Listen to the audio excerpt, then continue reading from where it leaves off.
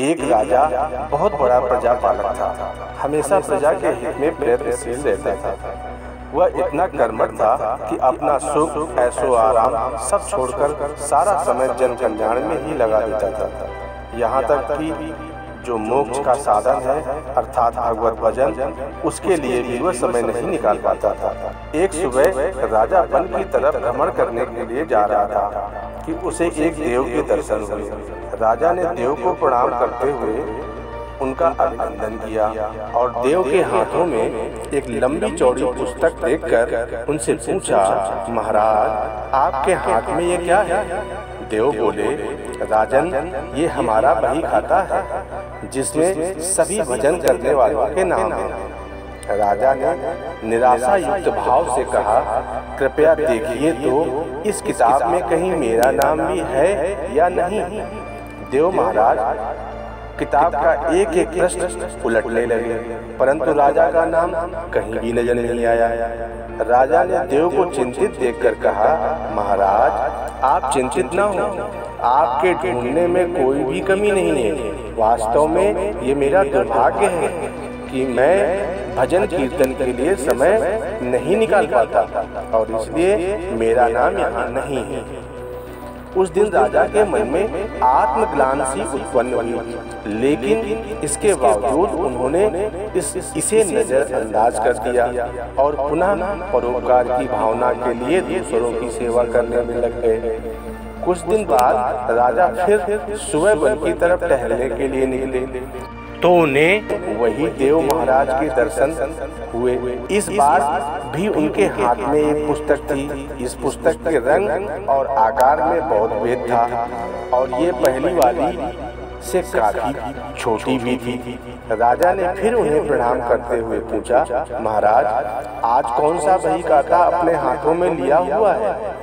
देव ने कहा, राजन आज के बही खाते में उन लोगों का नाम लिखा है जो ईश्वर को सबसे अधिक प्रिय हैं। राजा ने कहा, कितने भाग्यशाली होंगे वे लोग, निश्चित ही वे दिन रात भगवत भजन में लीन रहते होंगे। क्या इस पुस्तक में कोई मेरे राज्य का भी नागरिक है? देव महाराज ने बही खाता खोला और ये क्या? पहले पन्ने पर पहला नाम राजा का ही था। राजा ने आश्चर्यचकित होकर पूछा, महाराज मेरा नाम इसमें कैसे लिखा हुआ है? मैं तो मंदिर भी कभी कभार ही जाता हूँ। देव ने कहा, राजन इसमें आश्चर्य की क्या बात है?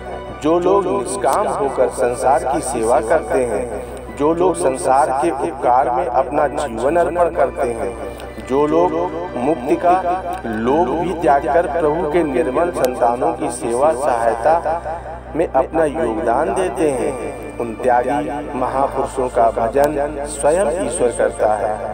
हे राजन तू मत पछता कि तू पूजा पाठ नहीं करता, लोगों की सेवा कर। तू असल में भगवान की ही पूजा करता है। परोपकार और निस्वार्थ लोक सेवा किसी भी उपासना से बढ़कर है। देवों ने वेदों का उदाहरण देते हुए कहा, कर्म करते हुए 100 वर्ष जीने की इच्छा करो तो कर्म बंधन में लिप्त हो जाओ। राजन भगवान दीन दयालु है, उन्हें खुशामद नहीं भाती बल्कि आचरण भाता है। सच्ची भक्ति तो यही है कि परोपकार करो, दीन दुखियों का हित साधन करो।